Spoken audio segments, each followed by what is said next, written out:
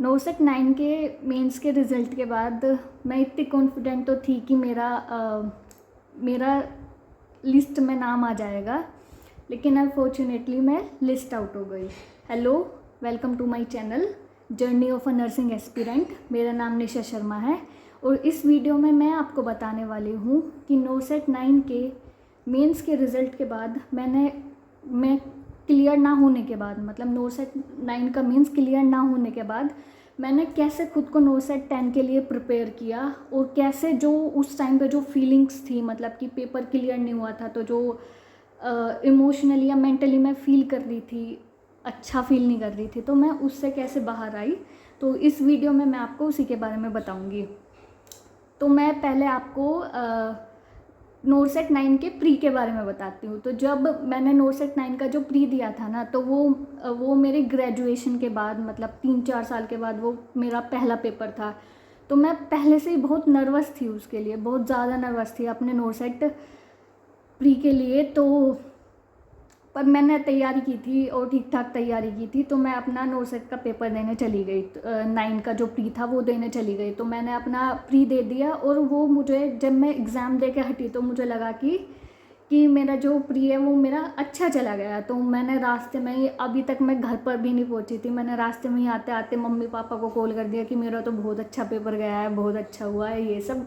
बहुत खुश थी मैं उस टाइम पर। ठीक है, जब मैं घर पे आई तो उस दिन मैं जैसे दोपहर में घर को आई, तो घर आई तो मतलब कि शाम के टाइम तक मैं बहुत खुश थी। रात को भी मैं खुश थी कि मेरा तो अच्छा गया, प्री तो मेरा निकल ही जाएगा। फिर नेक्स्ट मॉर्निंग मैंने ऐसे ही अपना रैंडमली यूट्यूब वगैरह इंस्टाग्राम खोला, तो यूट्यूब पर नॉर्मली ना, मतलब बहुत सारे ऐसी वीडियो आ रही थी कि बहुत सारे लोग जो वो पेपर होते हैं ना, मतलब प्री का जो क्वेश्चंस थे उनके सॉल्यूशंस करा रहे होते हैं। तो मैंने सोचा कि मैं भी देख लूँ।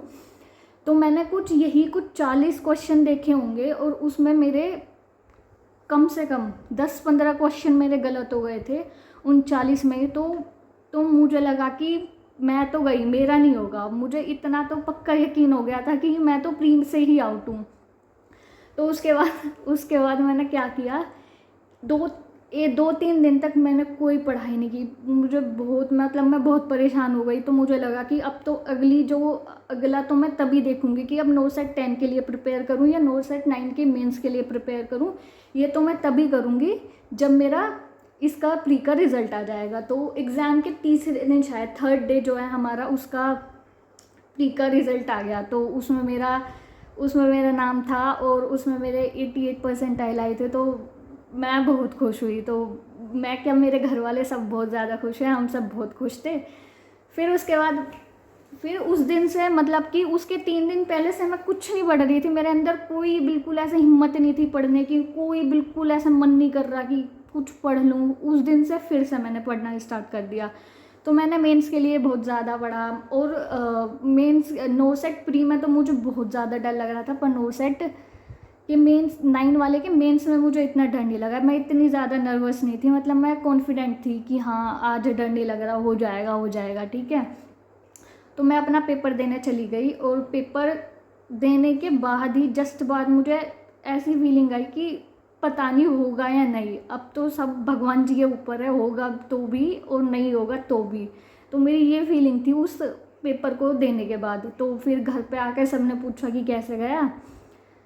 तो लास्ट टाइम तो मैंने प्री वाले में तो बोला था कि मेरा पेपर तो बहुत अच्छा गया है, मेरा तो प्री निकल जाएगा। इस बार मैंने कुछ नहीं बोला, इवन दो कई दिन तक मेरी मम्मी बोलती रही कि इस बार तू बता क्यों नहीं रही है।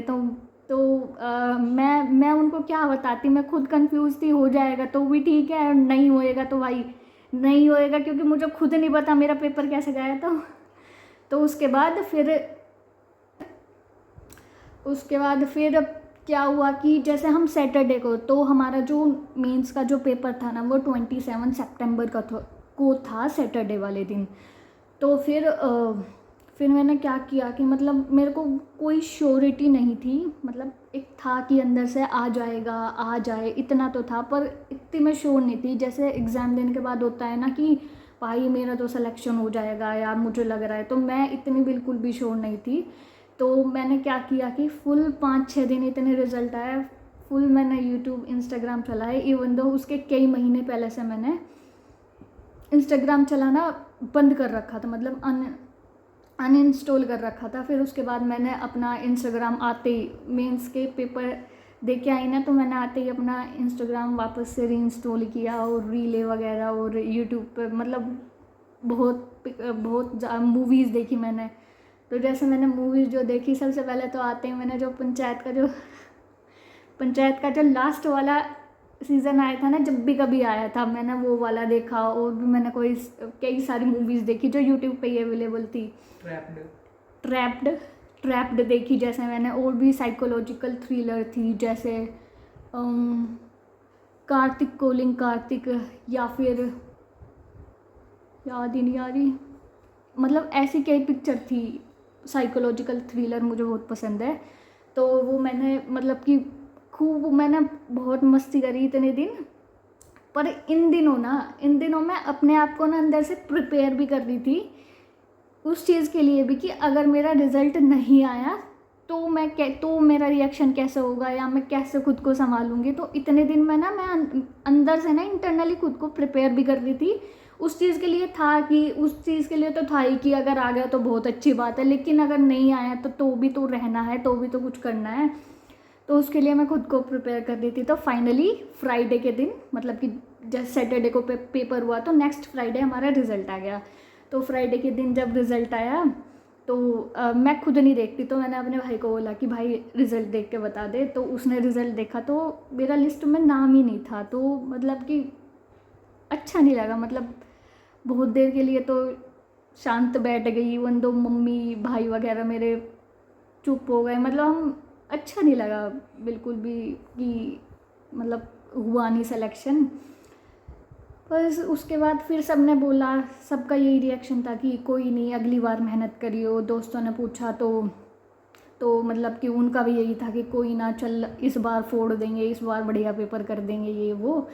तो मतलब इतने दिन से मैंने खुद को इतना तो प्रिपेयर कर ही लिया था कि बाई चांस मेरा अगर नाम नहीं आया तो आगे क्या करना है। तो फिर उसके बाद मतलब मैंने उससे पहले तो उस वीक तो मैंने कोई अपनी पढ़ाई लिखाई कुछ नहीं की थी, क्लासेस मेरी पाइल अप होती जा रही थी। लेकिन उसके बाद मैंने वापस से मतलब कि अपनी क्लासेस लेना थोड़ा स्टार्ट कर दिया, मतलब थोड़ा बहुत पढ़ना स्टार्ट कर दिया। हाँ, मेरी मतलब जो स्पीड है पढ़ने की वो जैसे पहले थी, वो मतलब कि वो उससे थोड़ी कम हो गई, क्योंकि मतलब कि रिज़ल्ट आया था और नहीं हुआ सिलेक्शन, तो उसकी वजह से थोड़ी परेशान थी। तो मतलब कि थोड़ी स्पीड कम हो गई पढ़ने की और थोड़ी क्लासेस लेने की। पहले मैं कई क्लासेस एक साथ ले लेती थी, लेकिन अब मुझसे एक ही ली जाती थी।